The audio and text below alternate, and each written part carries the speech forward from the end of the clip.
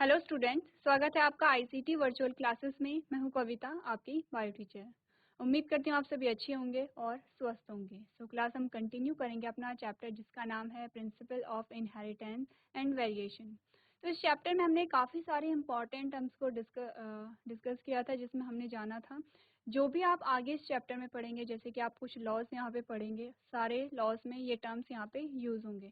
तो आपको सबसे पहले क्या करना है, जितने भी आपको शब्द बताए गए हैं उनका जो मीनिंग है वो आपको जानना है और समझना है।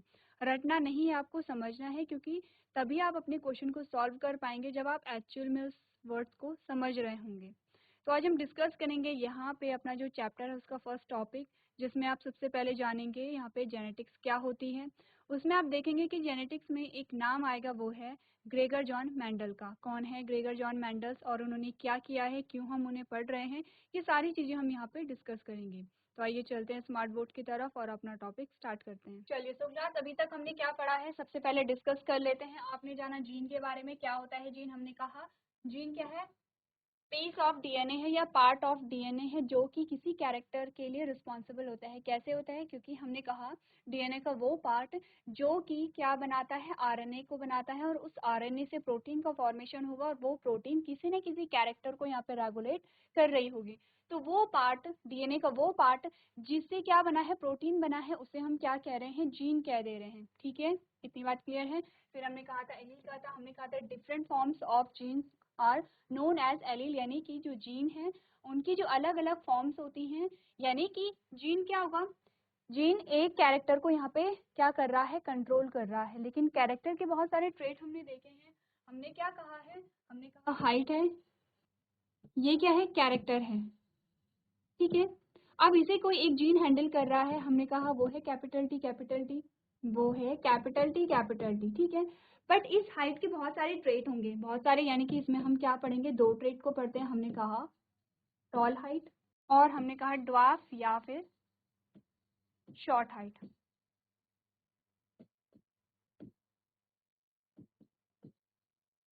ठीक है, अब क्या होगा कैरेक्टर के लिए, तो यहाँ पे क्या है, एक जीन पेयर रिस्पॉन्सिबल है, लेकिन जब ट्रेट की बात आएगी तो यहाँ पे अलग अलग प्रकार के क्या हो जाएंगे, जो जीन है उसके अलग अलग टाइप आ जाएंगे। जैसे कि टॉल हाइट के लिए आप कैपिटल टी लिख रहे हैं और ड्वार्फ हाइट के लिए आप स्मॉल टी लिख रहे हैं। तो क्या हो गई है, डिफरेंट फॉर्म्स ऑफ जीन आपके पास आ गए हैं। जीन की जो अलग अलग फॉर्म होती हैं उन्हें हम क्या कहते हैं, यहाँ पे एलील कहते हैं। ठीक है, इतनी बात क्लियर है।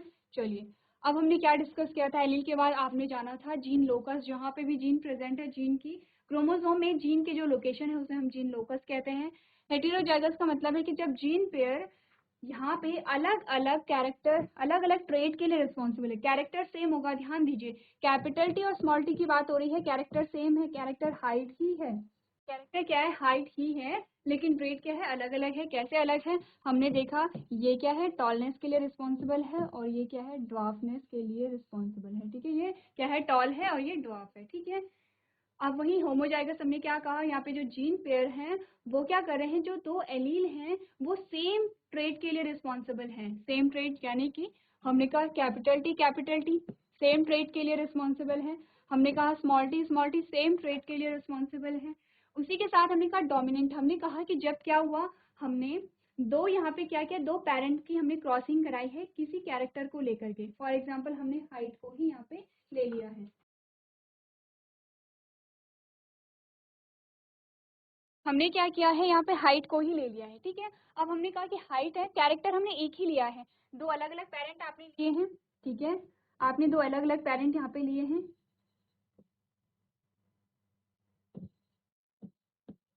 अब अलग अलग पेरेंट आपने लिए हैं और आपने क्या किया है, कैरेक्टर सेम होगा, कैरेक्टर क्या है, हाइट का ही कैरेक्टर यहाँ पे होगा, ट्रेट अलग अलग होंगे। हमने कहा कोई यहाँ पे टॉल होगा और कोई यहाँ पे क्या होगा, ड्वार्फ होगा, यानी कि छोटा होगा।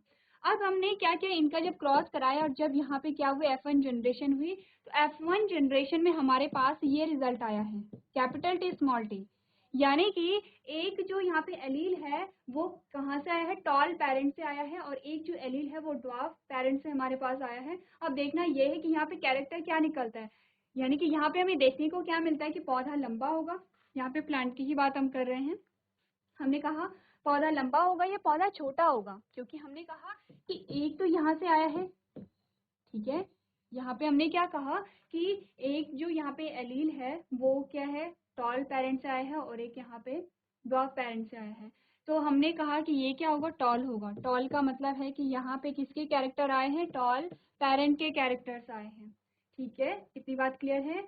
तो यहाँ पे हुआ क्या, हमें क्या देखने को मिला, हमें देखने को मिला जो कैपिटल टी है यानी कि जो लंबा या टॉल पेरेंट है वो क्या है, अपने आप को प्रदर्शित कर पा रहा है, अपने प्रभाव को दिखा पा रहा है। हमने उससे कहा ये क्या है, प्रभावी है। हमने कहा कैपिटल टी प्रभावी है। अब ये जो स्मॉल टी वाला जो पेरेंट है, इसने क्या किया, जब इसके साथ कैपिटल टी आ जा रहा है तो अपने कैरेक्टर को नहीं दिखा पा रहा है। हमने कल एग्जाम्पल लिया था, हमने कहा था एक बहुत हेल्दी बच्चा है, एक बहुत कमजोर सा बच्चा है, दोनों की फाइटिंग हो गई है तो जो हेल्दी बच्चा है वही जीतेगा। तो जब तक हेल्दी बच्चा वहां पे उसके साथ फाइटिंग करेगा वो क्या है, वो जीत नहीं सकता है। वो कब जीतेगा, उसके जीतने के चांसेस कब होंगे, जब उसी के बराबर क्या होगा, कोई बच्चा आएगा। यानी कि दो कमजोर कमजोर बच्चे जो जिनका फिजिक एक जैसा है, या फिर हम कहेंगे कि आप एक 6th क्लास के बच्चे को आपने लिया और एक 8th क्लास के बच्चे को आपने लिया और दोनों में यहाँ पे फाइटिंग हो रही है। ठीक है, तो यहाँ पे चांसेस किसके, एट जो क्लास 8th में बच्चा, ऑब्वियसली बात है वो बड़ा होगा तो वो यहाँ पे जीत जाएगा। तो हमने कहा कि 8th क्लास का बच्चा क्या है, यहाँ पे डोमिनेंट है और 6th क्लास का बच्चा यहाँ पे क्या है, रेसेसिव है, अप्रभावी जिसे हम कह रहे हैं। हमने कहा क्या है, अप्रभावी हम जिसे कह रहे हैं। डोमिनेंट का मतलब है प्रभावी, रेसेसिव का मतलब है अप्रभावी। अब ये जो क्लास 6 का बच्चा है, इसके जीतने के कब चांसेस होंगे, जब इसके पास 6th क्लास का ही कोई ऐसा बच्चा आएगा कि जिससे ज्यादा प्रभावी ये होगा। यानी कि ये आपको सिर्फ समझाने के लिए, लेकिन इस केस में क्या होगा कि जब डॉफनेस का कैरेक्टर कब आएगा, जब दोनों जो एलील हैं वो सेम ट्रेट के लिए कोड कर रहे होंगे, तभी यहाँ पे ड्वार्फनेस आएगी। तो हमने क्या कहा, हमने कहा कि जो कैपिटल टी है उसके साथ स्मॉल टी अपने आप को एक्सप्रेस नहीं कर पा रहा है, अपने प्रभाव को नहीं दिखा पा रहा है। तो स्ट्रॉन्ग कौन है, ये है, और कमजोर कौन है, ये है। तो जो स्ट्रॉन्ग होगा उसे हम डोमिनेंट या प्रभावी कहेंगे, जो कमजोर होगा उसे हम रेसेसिव या अप्रभावी कहेंगे। इतनी बात क्लियर है। अब बात आती है जीनोटाइप और फिनोटाइप की। फेनोटाइप का मतलब होता है, देखिए फेनोटाइप को आप याद करेंगे फिजिकल से। ठीक है, पीएच से शुरू होती है फिजिकल की स्पेलिंग, पीएच से होती है। और यहाँ पे भी जो फिनोटाइप है उसकी स्पेलिंग पीएच से स्टार्ट हो रही है, तो आपको याद कैसे लिखना है, फिनोटाइप यानी कि फिजिकल, फिजिकल यानी कि जो आपको दिख रहा है, जो आप देख पा रहे हैं उसे हम क्या कहते हैं, फिनोटाइप कहते हैं। ठीक है, हमने कहा कि ये भी टॉल है, हमने कहा ये भी टॉल है, और हमने कहा ये भी टॉल है। हमने कहा ये भी टॉल है, हमने कहा ये भी टॉल है। अब टॉल है तो हमें दिखाई दे रही कि ये लंबा है, ये क्या है, फिनोटाइप है। लेकिन अगर जीनोटाइप देखें तो हम क्या कहेंगे, हमने कहा ये शुद्ध रूप से क्या है, लंबा है, ये प्योर टॉल है। किसकी बात हो रही है, जहां पे दोनों एलील एक ही ट्रेट के लिए रिस्पॉन्सिबल है, जो जीन पेयर हैं वो क्या कर रहे हैं, एक ही ट्रेट को फॉलो कर रहे हैं, वो शुद्ध रूप से लंबा है, उसे हम प्योर टॉल कहते हैं। यहाँ पे हमने क्या देखा, टॉलनेस के लिए सिर्फ एक ही रिस्पॉन्सिबल है, सिर्फ कैपिटल टी रिस्पॉन्सिबल है, स्मॉल टी नहीं है। टॉल तो है लेकिन सिर्फ एक ही वहां पे क्या है, टॉलनेस के लिए रिस्पॉन्सिबल है। हमने कहा ये हाइब्रिड टॉल है, प्योर टॉल नहीं कहेंगे इसे। ठीक है, इतनी बात क्लियर है। ये हमने क्या देखा, ये हमने जीनोटाइप देखा, क्योंकि दिखने में तो हमें दोनों प्लांट लंबे ही दिख रहे थे, लेकिन जब हमने उनके जीन्स को स्टडी किया, जब हमने उनकी जीन की स्थिति जानी, हमने देखा कि एक तो प्योर टॉल है लेकिन एक कैसा है, हाइब्रिड टॉल है। इसे कहते हैं जीनोटाइप। यानी कि जब आप जेनेटिक लेवल पे ऑब्जर्व करते हैं तब हम उसे कहते हैं जीनोटाइप, और जब आप सिर्फ फिजिकल अपीयरेंस के बेसिस पे आपको एनालाइज करते हैं तब हम कहते हैं फिनोटाइप। इतनी बात क्लियर है। अब बात करते हैं मोनोहाइब्रिड और डाईहाइब्रिड की। तो अभी के लिए आप सिर्फ इतना समझिए, अभी हमने क्रॉस कराया था। ठीक है, कहाँ पे, यहाँ पे हमने क्रॉस कराया था।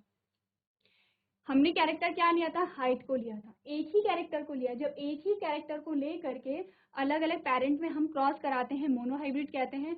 और जब हम दो कैरेक्टर को ले करके क्रॉस कराएंगे तब हम उसे डाईहाइब्रिड कहेंगे। मोनोहाइब्रिड और डाईहाइब्रिड आप तब समझेंगे जब आपके पास यहाँ पे लॉस आएंगे। यहाँ तक की बात हम कर चुके थे, और आज हमें बात क्या करनी है, हमें अपना चैप्टर स्टार्ट करना है, जिसमें सबसे पहले आप बात करेंगे जेनेटिक्स की, यानी कि आनुवांशिकी की। चलिए चलिए, हमने क्या बात की, हमने कहा genetics is the study of gene. जो जेनेटिक्स है वो क्या है, जीन्स की स्टडी है, genetic variation and heredity in organism.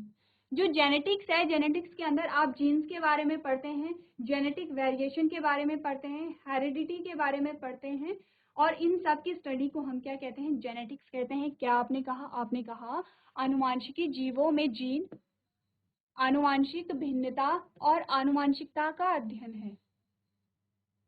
ठीक है, इतनी बात क्लियर है, जीन के बारे में आप समझ रहे हैं। आनुवांशिक का मतलब है, हम कहते हैं कि कोई भी आप कहेंगे कि ये आनुवांशिक है, चाहे आप किसी कैरेक्टर के बारे में कहेंगे, चाहे आप किसी डिजीज के बारे में कहेंगे, हम कहते हैं आनुवांशिक। आनुवांशिक का क्या मतलब है कि जो पीढ़ी दर पीढ़ी चला जा रहा है, जो पीढ़ियों से चलता जा रहा है, वो आगे वो जो गुण है, वो जो कैरेक्टर है, वो आगे चलता चला जा रहा है, वो आनुवांशिक है। फिर आनुवांशिकता, ये आनुवांशिकता। आनुवांशिक भिन्नता किसे हम कहते हैं, हमने कहा आनुवांशिक भिन्नता क्या होती है कि जब हमने एक पीढ़ी थी, हमारे पास क्या थी, पहली पीढ़ी थी जिसे हम F1 जनरेशन कहते हैं। ध्यान रखिए, आपको ध्यान रखना है, आपसे अगर मैंने F1 लिखा है इसका मतलब है पहली पीढ़ी, अगर मैंने यहाँ पे F2 लिखा है इसका मतलब है दूसरी पीढ़ी। तो हमने कहा कि पहली पीढ़ी से जब आपने दूसरी पीढ़ी को ऑब्जर्व किया तो इस दूसरी पीढ़ी में, सेकेंड जनरेशन में क्या था, कुछ वेरिएशन आई थी। ठीक है, तो जेनेटिक्स के अंदर हम क्या करते हैं, बेसिकली हम यहाँ पे आनुवंशिकता की बात करते हैं। हम देखते हैं कि यहाँ पे क्या है, कौन से ऐसी चीजें हैं जो आनुवांशिक है, कौन सी ऐसी चीजें हैं जो आनुवांशिक नहीं है। ठीक है, क्यों हम इसकी स्टडी कर रहे हैं, क्योंकि आप देखते हैं कि बहुत सारी ऐसी डिजीज होती हैं कि जो पेरेंट्स से चिल्ड्रन में आ जाती हैं, लेकिन अगर उनका टाइम पे पता चल जाए तो उनका ट्रीटमेंट हो पाता है। क्यों, कैसे हो पाता है, क्योंकि आज हम जानते हैं आनुवांशिकता के बारे में। आज हम जानते हैं कि कैसे कैरेक्टर एक जनरेशन से दूसरी जनरेशन में पास होते हैं। ठीक है, इतनी बात क्लियर है। चलिए नेक्स्ट हमने कहा it is an important branch of biology because heredity is a vital to organism evolution. कह रहे हैं कि क्या है, जो जेनेटिक्स है वो बायोलॉजी की बहुत इंपॉर्टेंट ब्रांच है, बहुत इंपॉर्टेंट शाखा है। आप देखते हैं कि जो बायोलॉजी है, सबसे पहले आप साइंस की ब्रांचेस देखते हैं। ठीक है, जब आपने साइंस की ब्रांचेस देखी तो कितनी ब्रांचेस आपके पास आई हैं, आपने मेनली 3 ब्रांचेस के बारे में बात की है। जब आप छोटी क्लासेस में थे आपने कहा यहाँ पे क्या है, फिजिक्स है, आपने कहा यहाँ पे क्या है, केमिस्ट्री है, और आपने कहा यहाँ पे क्या है, बायो है। हम बात किसकी कर रहे हैं, बायो की कर रहे हैं। अब बायो की भी आप 2 ब्रांचेस पढ़ते हैं, आप पढ़ते हैं बॉटनी को और आप पढ़ते हैं जूलॉजी को। ठीक है, इसी प्रकार से बायोलॉजी की एक ब्रांच है जिसे हम कहते हैं जेनेटिक्स। बहुत इंपॉर्टेंट है। क्यों इंपॉर्टेंट है, क्योंकि यहाँ पे जो इवोल्यूशन हुआ है वो कैसे हुआ है, इवोल्यूशन हुआ है, जब आप इवोल्यूशन पढ़ते हैं तो कैसे हुआ है इवोल्यूशन, जब यहाँ पे जेनेटिक मेकअप पे चेंजेस आए हैं। आपने देखा जब हम आदि मानव हुआ करते थे तो बहुत सारे ऐसे हमारे पास ऑर्गन थे जो आज नहीं है। क्यों नहीं है, क्योंकि इवोल्यूशन हुआ है, क्योंकि जेनेटिक मेकअप में चेंजेस हुए हैं, क्योंकि म्यूटेशन हुआ है। आगे जाके इसी चैप्टर में आप म्यूटेशन पढ़ेंगे, और म्यूटेशन का मतलब क्या होता है, हमारे जेनेटिक मेकअप में जो चेंजेस आ जाते हैं उन्हें हम म्यूटेशन कहते हैं, और इन्हीं म्यूटेशन के द्वारा इवोल्यूशन भी होता है। कैसे होते हैं, बहुत ग्रेजुअल चेंजेस होते हैं, बहुत स्लोली ये चेंजेस होते रहते हैं। तो जो जेनेटिक्स है उसी के द्वारा यहाँ पे क्या हो रहा है, आपको इवोल्यूशन देखने को मिल रहा है। आपने कहा अगर आप आदि मानव को देखते हैं तो हमने क्या कहा, पहले हम 4 पैरों पे चलते थे, फिर हमने 2 पैरों पे चलना शुरू किया है, और आप बहुत सारे ऐसे ऑर्गन्स को भी जानते हैं कि जो आज के डेट में हमारे पास नहीं है। सबसे पहले तो आपने ये देखा है कि अगर आप आदि मानव को देखते हैं तो आपने इमेज में देखा कि हमारी बॉडी पे बहुत सारे बाल हुआ करते थे, लेकिन आज के डेट में क्या है, सिर्फ कुछ ही ऐसे पोर्शन होते हैं जहाँ पे आप बालों को देखते हैं। तो क्या है, यहाँ पे इवोल्यूशन हुआ है। ठीक है, चलिए अब इम्पोर्टेंट पार्ट यहाँ पे आता है, ग्रेगर जॉन मेंडल। एक नाम आपको याद रखना है, ग्रेगर जॉन मेंडल। ठीक है, क्या है, ग्रेगर जॉन मेंडल को हम क्या कहते हैं, फादर ऑफ जेनेटिक्स भी कहते हैं। ठीक है, यानी कि जेनेटिक्स का फादर कहते हैं। और ग्रेगर जॉन मेंडल के बारे में आप पढ़ेंगे क्योंकि इन्होंने ही क्या बताया था, जेनेटिक्स के बारे में बताया था, हेरिडिटी के बारे में बताया था, और इन्होंने कहा था कैसे कैरेक्टर इनहेरिट होते हैं एक जनरेशन से दूसरी जनरेशन में। ठीक है, इतनी बात क्लियर है। अब आप जो भी जितना भी जानते हैं, अभी तक हमने जितनी भी बातें की हैं, हमने कहा जो कैरेक्टर हैं वो क्या है, हमारे पेरेंट्स से हम में पास हो रहे हैं। ठीक है, इतनी बात क्लियर है। फिर हमने कहा कि कैरेक्टर पास होने के बावजूद भी हम क्या होते हैं, 100% अपने पेरेंट जैसे नहीं हैं। ये सारी चीजें हमें किसने बताई हैं, मेंडल ने बताई हैं। यानी आप जितना भी इम्पोर्टेंट जो भी चीजें आप जानते हैं जेनेटिक्स के बारे में वो किसने बताई हैं, हमें मेंडल ने बताई हैं। इसीलिए इन्हें क्या कहा जाता है, फादर ऑफ जेनेटिक्स भी कहा जाता है। तो ये क्या थे, फर्स्ट साइंटिस्ट थे जिन्होंने साइंटिफिकली जेनेटिक्स के बारे में स्टडी किया था। ठीक है, तो आपको बताया जा रहा है मेंडल स्टडीड ट्रेट इनहेरिटेंस। इन्होंने किस पे स्टडी किया? ट्रेट इनहेरिटेंस पे। यानी कि इनहेरिटेंस का मतलब क्या बताया गया है? सिंपली जो भी कैरेक्टर है, जो भी गुण है, वो एक पीढ़ी से दूसरी पीढ़ी में ट्रांसफर होने की जो प्रक्रिया है उसे ही हम इनहेरिटेंस कह रहे हैं। तो इन्होंने यही देखा कि जो ट्रेट है वो कैसे इनहेरिट होते हैं, एक जनरेशन से दूसरी जनरेशन में कैसे इनहेरिट होते हैं।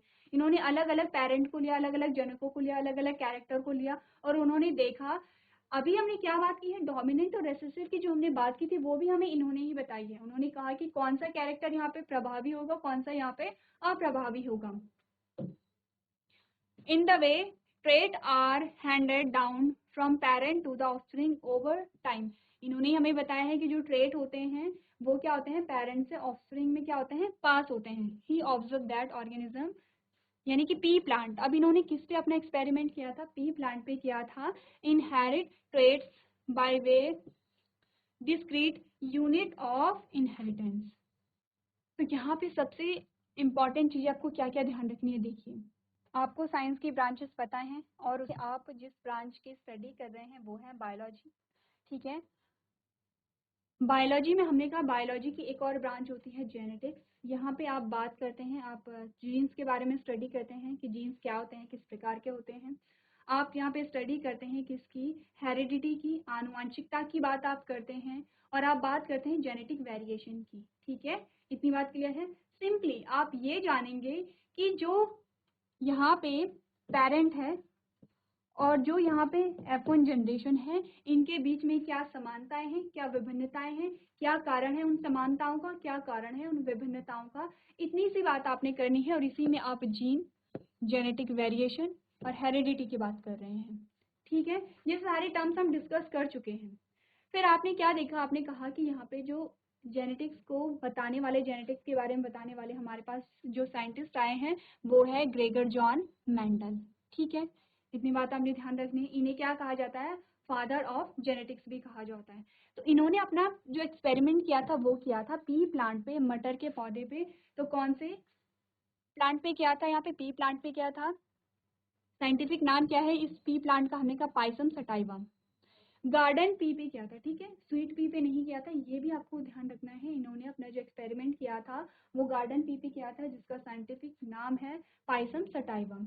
इतनी बात आपको यहाँ पे ध्यान रखनी है। अब चलिए बात करते हैं ग्रेगर जॉन मेंडल की। उससे पहले देख लेते हैं कि हमने क्या क्या स्टडी किया। हमने कहा यह जीव विज्ञान की महत्वपूर्ण शाखा है क्योंकि आनुवांशिकता जीवों के विकास के लिए महत्वपूर्ण है। यह मतलब कि हम बात कर रहे हैं आनुवांशिकी की।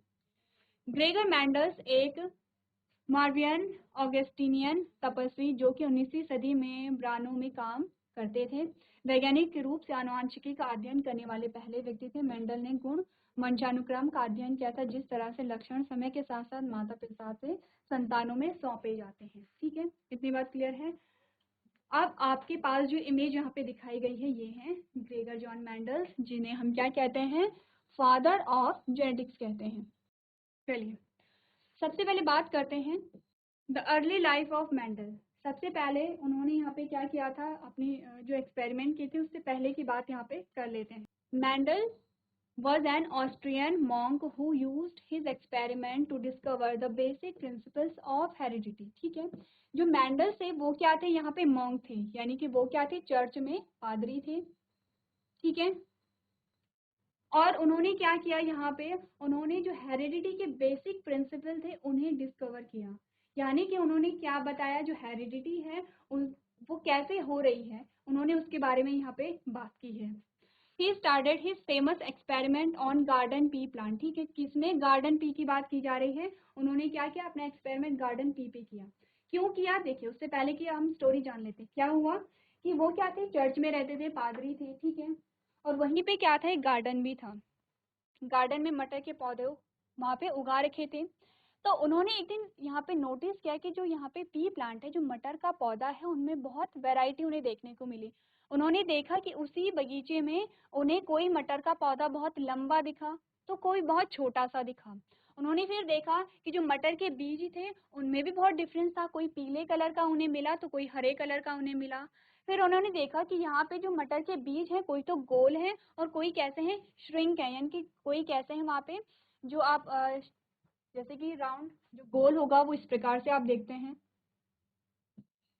और कुछ इस प्रकार से संकुचित बीज होते हैं। ठीक है, तो उन्होंने क्या देखा, उन्होंने कहा कि एक ही प्लांट है, सारे प्लांट किसके हैं, मटर के ही हैं, सबको एक साथ यहाँ पे बोया जा रहा है, उसके बावजूद भी यहाँ पे बहुत सारी वैरायटी देखने को मिल रही है। तो फिर क्या हुआ, उनका इंटरेस्ट जाग गया। उन्होंने कहा ऐसा क्यों हो रहा है कि एक ही प्रकार का जो पौधा है, अगर अलग अलग, जैसे कि यहाँ पे मटर का पौधा रहता, फिर वहीं पे कुछ किसी और दाल का पौधा रहता, तो फिर यहाँ पे हो सकता था कि उनमें चेंजेस होते हैं, क्योंकि वो अलग अलग प्रकार के क्या है, पौधे हैं।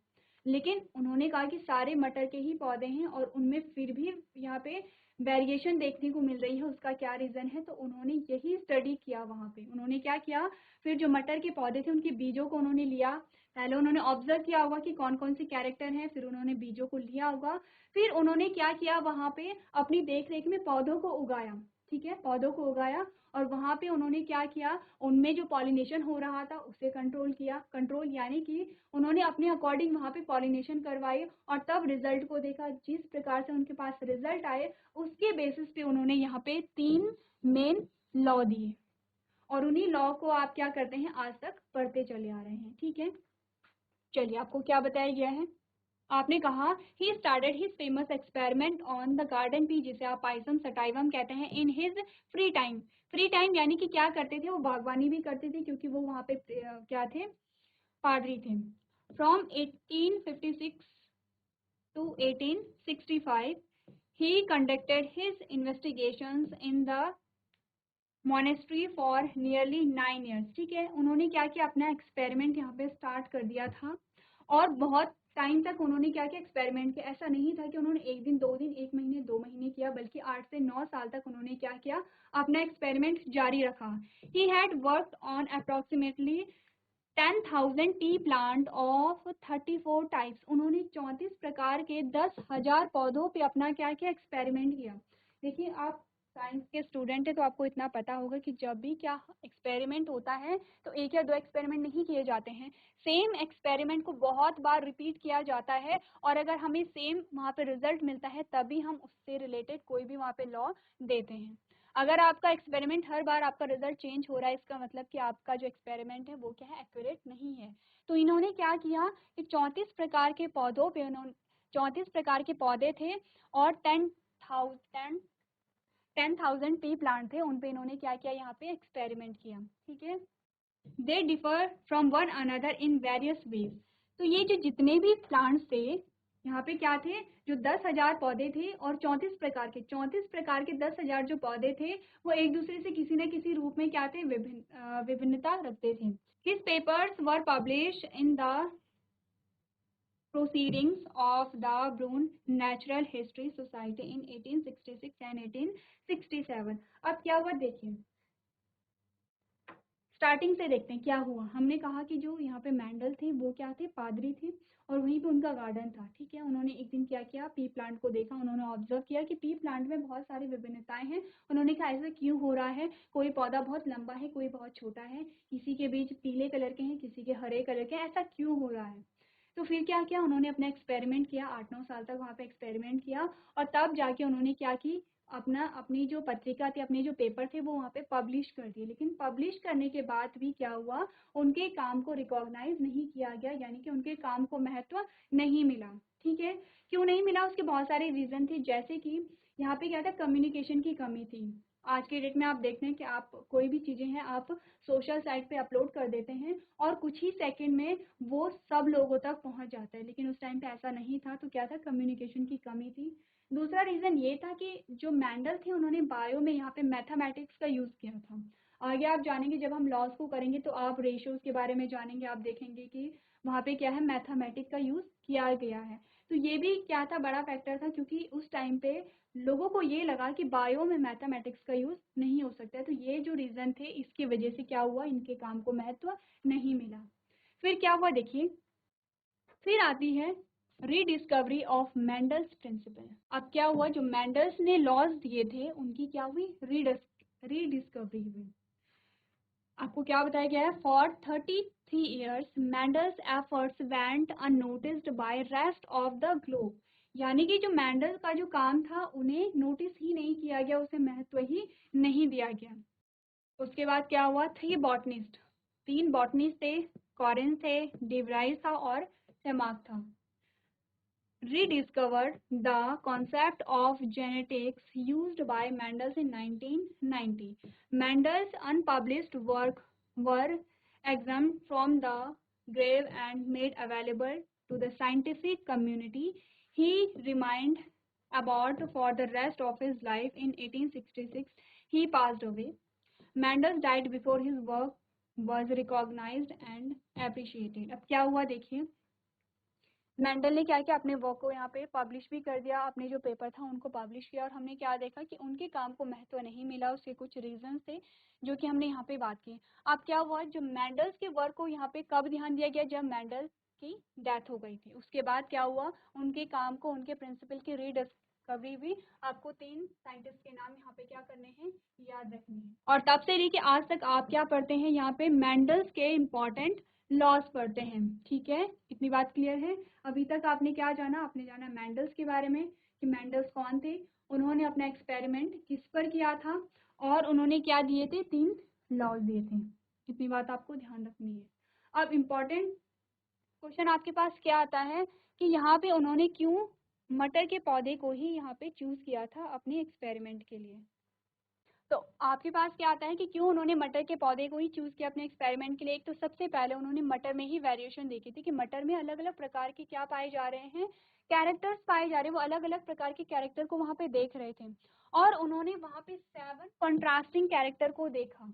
एक ही पौधे में 7 अलग अलग कैरेक्टर अगर आप देखेंगे तो आपको भी इंटरेस्ट आएगा, आप सोचेंगे ये 7 अलग अलग प्रकार के कैरेक्टर इसमें कैसे हो सकते हैं। तो क्या था, जो मटर का पौधा था उसमें एक तो 7 कॉन्ट्रास्टिंग कैरेक्टर थे, दूसरा ये था कि जो मटर का पौधा है उसकी जो लाइफ साइकिल है वो शॉर्ट थी, यानी कि आप बहुत जल्दी से क्या कर सकते हैं, मटर के पौधे को ग्रो करा सकते हैं। ठीक है, तो आपको याद क्या रखना है, आपको याद रखने हैं 7 कॉन्ट्रास्टिंग कैरेक्टर, क्योंकि ये आते हैं और आप इनका यूज भी करेंगे जब आप अपने लॉज को स्टडी कर रहे होंगे। ठीक है, कौन कौन से वो कैरेक्टर हैं देखिए।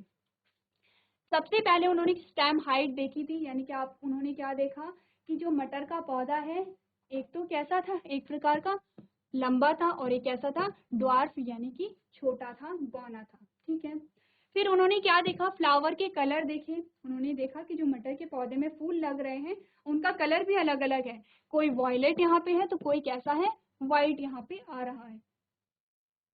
नेक्स्ट उन्होंने क्या देखा, यहाँ पे फ्लावर का कलर देखा, फ्लावर का कलर हो गया है, फ्लावर की पोजीशन देखी। ठीक है, नेक्स्ट यहाँ पे क्या थी, फ्लावर की पोजीशन थी।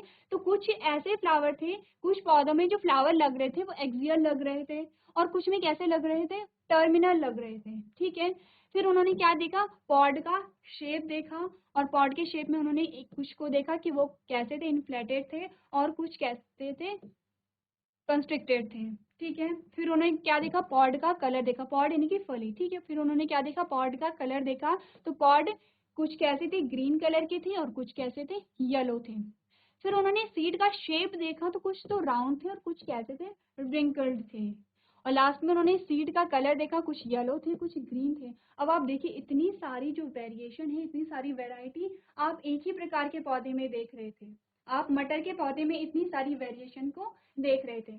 तो यही सारी चीजें थी कि जो मेंडल्स थे वो उन्होंने क्या किया, पी प्लांट को ही अपने एक्सपेरिमेंट के लिए चूज किया। इतनी बात क्लियर है। चलिए, सो क्लास आज आपने जाना यहाँ पे मेंडल्स के बारे में और उनके एक्सपेरिमेंट के बारे में। तो आपने जाना कि मेंडल्स ने यहाँ पे पी प्लांट पे अपना एक्सपेरिमेंट किया था, साथ ही आपने ये भी जाना कि क्या रीज़न थे कि मेंडल्स ने अपने एक्सपेरिमेंट के लिए पी प्लांट को चूज़ किया था। उसमें आपने 7 जो कंट्रास्टिंग कैरेक्टर्स हैं वो आपने पढ़ के आने हैं और उन्हें समझना है। तो आज के सेशन में हम इतना ही करेंगे, जो हमारा नेक्स्ट सेशन होगा उसमें हम देखेंगे कि किस प्रकार से मेंडल्स ने कौन कौन से लॉज दिए हैं और आप कैसे उन्हें वहाँ पे स्टडी करेंगे। तो अभी तक क्लास में बने रहने के लिए आपका धन्यवाद।